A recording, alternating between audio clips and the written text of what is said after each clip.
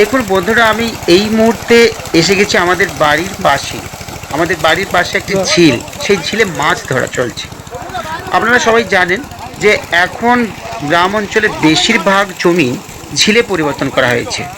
চাষের জমি সেগুলোকে মাছ চাষের যোগ্য করা হয়েছে। আগে ধান চাষ হতো, কিন্তু এখন মাছ চাষ। তো আমি পৌঁছে গিয়েছি আমাদের পাশে, বাড়ির পাশে একটি ঝিল, মাছ বাজারজাত করা হবে, সেই উদ্দেশ্যে মাছ ধরা চলছে। এই মুহূর্তে আপনারা দেখছেন সেই ছবি, মাছ ধরেই ফেলেছে। আর আমি সত্যি দেখার স্বাদ পূরণ করার জন্য আমি পৌঁছে গেছি ঝিলের পাড়ে। দেখতে পাচ্ছেন জেলে ভাইরা মাছ বাছাই করছে, মাছ ধরে। আপনার বিরাট আকৃতির ঝিল, সেটাও দেখাচ্ছে আপনাদের, দেখুন। এবং খুব সুন্দর শৌখিনভাবে মাছ চাষ করা হয়। আর আমি জেলে ভাইদের জিজ্ঞাসা করেছিলাম যে তারা এই যে ঘন্টার পর ঘন্টা জলে থাকে, কোনো অসুবিধা হয় কি না, কিন্তু তারা বলল কোনো অসুবিধা হয় না।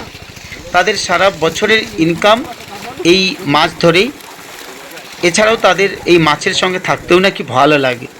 তো সেক্ষেত্রে আপনারা দেখছেন, আর আপনাদের পাঠানোর কোনো উপায় নেই, কারণ আপনারা ছবিতেই দেখছেন। আর সরাসরি থাকলে আমি পাঠিয়ে দিতাম দু একটা কিনে হয়তো। কিন্তু এই যে মাছ চাষ, এটা দেখতেও আমাদের ভীষণ ভালো লাগে। কারণ যখনই মাছ ধরা হয় সবসময় আসা হয় না, কিন্তু এই মুহূর্তে শুনতেই পাচ্ছেন আপনারা যে আমার গলার আওয়াজের থেকেও বোধ হয় এই মাছেদের ছটপট যে শব্দ, সেটা যেন অনেকটা অতিক্রম করে যাচ্ছে। দেখতেই পাচ্ছেন, সেই ছবি আপনাদের দেখাচ্ছি।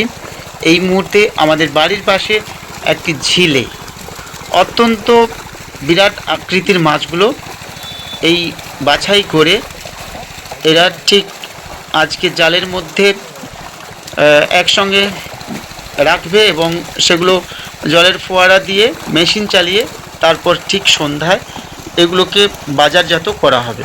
তো সবাই দেখতে থাকবেন আর শেয়ার করে দিন এই ছবি, যাতে সবার কাছে পৌঁছে যায়। খুব সুন্দর মাছের যে এই ছবিগুলো একসঙ্গে, এত মাছ যেন মাছের সমুদ্রে জেলে ভাইরা ডুবে আছে।